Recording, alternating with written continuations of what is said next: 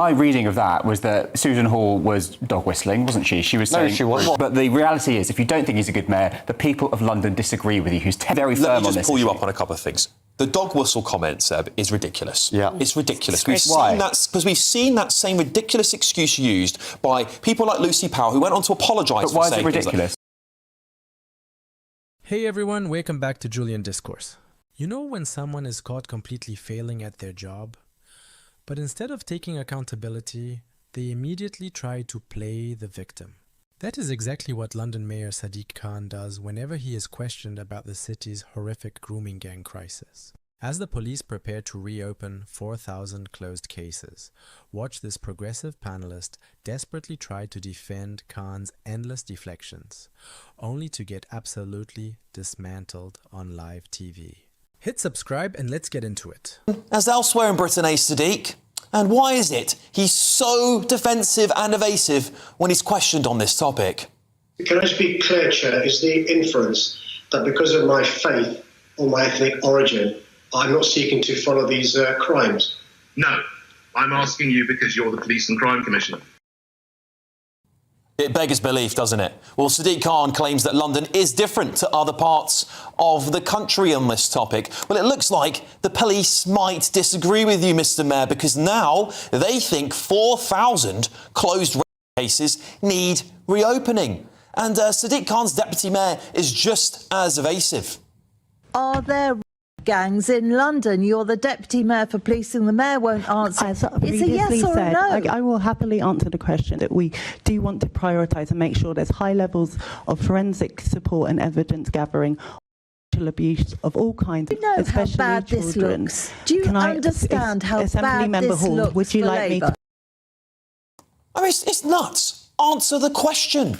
Well, I think any mayor, MP, councillor, police officer or any authority figure found engaging in an active cover-up, particularly on this topic, or using slimy language to avoid scrutiny, must be held to account at the bare minimum. Former Labour councillor Sebastian Salek is here, businessman and activist Adam Brooks and political commentator Emily Hewertson. Welcome to the show, everybody.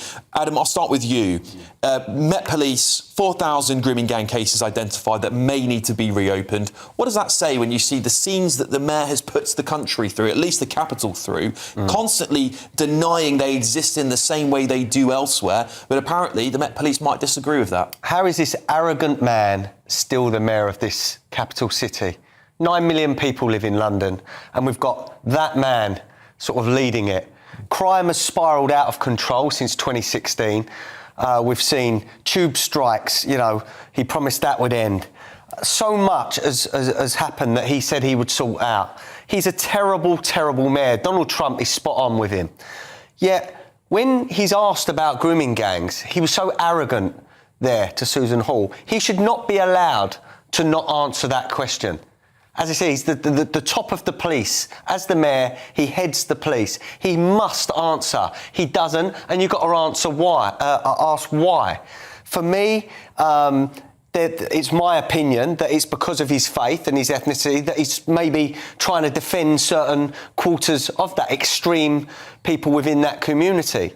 But that should not affect his job as mayor. And I think that's disgusting. 9 million people in London, it's obviously a clear problem with grooming and rape gangs within it. And he just brushed it aside like it wasn't a problem. Well, as you saw in the second clip I played there, which is an older exchange where Susan Hall was in that video clip during COVID, where he actually uses, he says, well, is it because of my ethnicity and my faith that you want to ask me these questions? He hides behind that, Well, I Alex. think that's a deflection, because actually anyone sensible, and I think as David Curtin, one of the former GLA members, says, well, no, it's because you're the Police and Crime Commissioner that I'm asking you. And this is the thing, Emily, isn't it? Is that people just want answers to this really, really serious topic. We've seen it prolific throughout the rest of the country, particularly in big cities and small towns.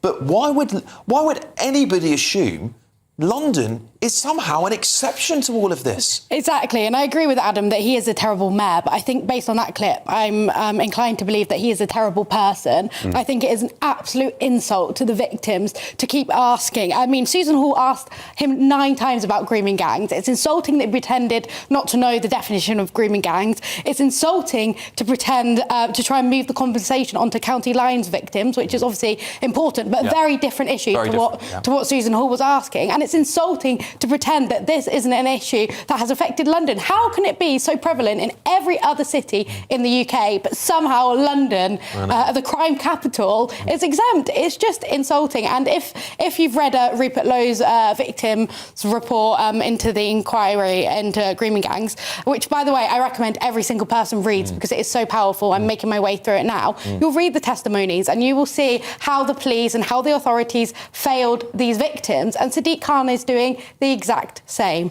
Right, well, Seb, I'll first start on this line about his faith and ethnicity. I don't think that's the reason why he's hiding behind all of this, by the way. I think he's hiding behind all of it, all of the clever language and the rhetoric, because he's worried about his track record being exposed. But do you think there's any truth that his faith and ethnicity play a part in the reason why the questions weren't answered very clearly? No, so my reading of that was that Susan Hall was dog whistling, wasn't she? She was saying... No, she wasn't. What? This dog whistling about girls being raped? Talk about religion, which she was skirting around. But look, we can talk about the merits of a mayor all we want, but the reality is, if you don't think he's a good mayor, the people of London disagree with you. Who's 10 years into his time as mayor of London. He's been re-elected twice, so he has a very strong electoral track record. And I would reject the framing that he is anti all of this. He's welcomed the reopening of these cases. He said we must leave no stone unturned. Last year, he announced £2.4 million to go towards specialist support for survivors of child violence, and he went for an investigation into the Met's handling of this as well. So he's been very, very firm on this. Let me just pull you up on a couple of things. The dog whistle comment, Seb, is ridiculous. Yeah. It's ridiculous. We've seen that same ridiculous excuse used by people like Lucy Powell, who went on to apologise for saying... But why is it ridiculous? Because it's not a dog whistle... Because women and girls were raped. It's not a dog whistle to point out that there might be...